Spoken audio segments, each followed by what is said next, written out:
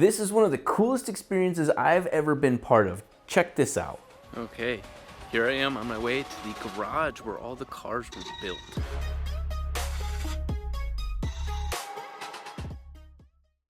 If this shop is heaven, then Dennis McCarthy is the gatekeeper to heaven. He runs the shop and he's been in charge of sourcing all of these vehicles for the last couple movies. He didn't do the first one or two, but he's been personally involved in building and deciding which characters get what cars in which movies.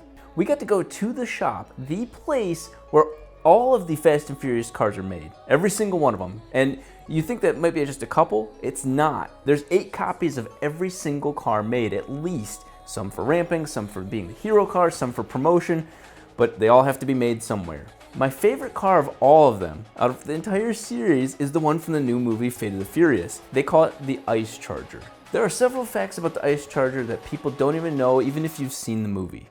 Fact 1.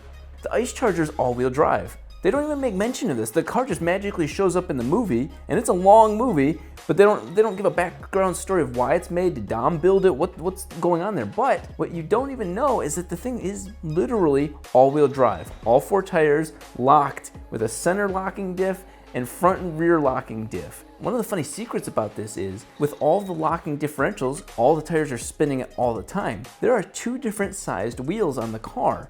The front and the rear wheels are different sizes, which if you were to drive that vehicle on pavement, the transmission, everything would bind up. So it was built for the ice or off-roading. It was meant to use all that traction. Fact number 2. They love to say Mopar or no car, and this Charger should be a Mopar, but it leans more towards no car. This is an LS swapped engine, but it's no slouch. Check this out. This thing shoots flames like a beast.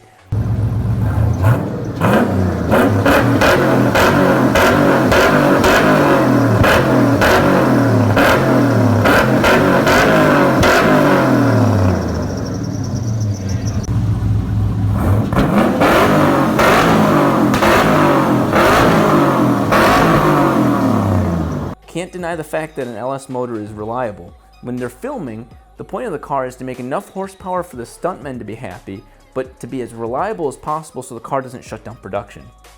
Makes sense to me. They should have used a rotary. Fact 3. There are multiple versions of the same car meant to do different things in the movie. Right here, you see 4 different versions of the Ice Charger in the shop. Mind you, there are tons of other ones out in the world right now, but each of these have a different purpose. The one right here is used for stunts and using it for squibs, which are little explosives that make it look like the car's being shot up as it gets rolled under by some sort of machine gun. Those are little baby explosives shooting up, and you can see all this duct tape and wiring. That's all part of the squib electronic system. But this one here is more of a movie car. You can see it's got the EMP device that they have in the movie. It's in the back. Of course, that's more of a prop than anything. And it had the turbine housing that you see in the movie. That's missing from this one, but that was also part of the car. So this one right here was used in a pull-along situation to perform stunts. They were cutting off the front pull tabs and tow hooks to make it more of a movie car for distribution, but it was not all-wheel drive, and it was also just simply meant to look like it from a distance. So that way when they did the stunt and they destroyed it, they weren't wasting tons of money in a car that people would consider a collector's item.